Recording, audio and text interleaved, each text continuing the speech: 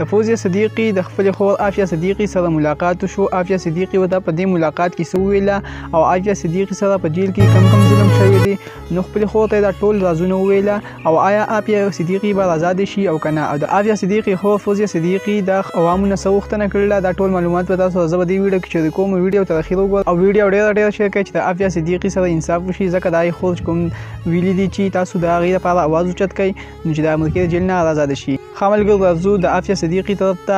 دوستانو، د عافیه صدیقي او د فوزیه صدیقي نن ملاقات وشولو او تقریبا ملاقات داسې وشولو چې په جیل کې یعنی په یو سیټ چې کوم دی نو عافیه صدیقي و، یو سیټ ته فوزیه صدیقي و، منځ کې شیشه لګېدلې وه. د شیشې ترمنځ د هغوی ملاقات وشو او دوی دواړو چې کوم دی یو بل څه خبرې وکړلې، خو خبرې یې داسې وکړلې چې ټلیفون په ذریعه باندې خبرې وکړلې. دوی ته دا اجازت نه و چې دوی د یو بل سره لاس میلاو کړي، خو بس دوی صرف عام ساده ملاقات وشولو. عافیه صدیقي چې کوم دوه غاښونه وو مخکې هم مات شوي وو او په سر باندې هم زخم وو، خپلې خور ته یې وویل چې ما باندې چې کله په جیل کې حمله وشوله دا یې ما سره په جیل کې دا کار کړی دی، یعنې زما نه دوه غاښونه او د سر یې علم والي وو، نو دا یې په جیل کې دا کړی. او عافیه صدیقي چې کومه ده نو هغه د ټول نه په غټ جیل چې کوم دی په هغې کې بندیوانه ده. نو تاسو ټول د هغې لپاره ډېره دعا وکړئ چې هغه رها شي. د عافیه صدیقي خور فوزیه صدیقي د ټولو عوامو نه غوښتنه کړې ده چې تاسو د عافیه صدیقي لپاره اواز اوچت کړئ چې هغه رها شي.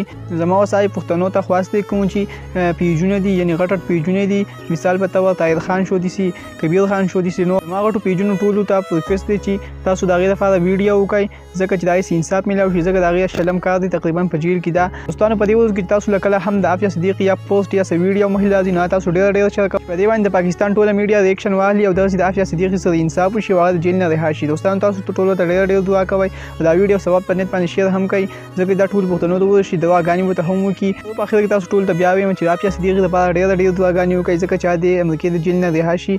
تاسو ټولو ته دعا ډېر زیات ریکویسټ دی. دوستانو، دا د دې وخت نوي معلوماتي ویډیو وه چې بیا ورته معلومات وي، انشاءالله زه به تاسو سره شریکوم. د بلې ویډیو پر مهال کې اجازه سعید جان افیشل چینل او فیسبوک ته لایک کړئ. ډېر زیاته مننه. والسلام.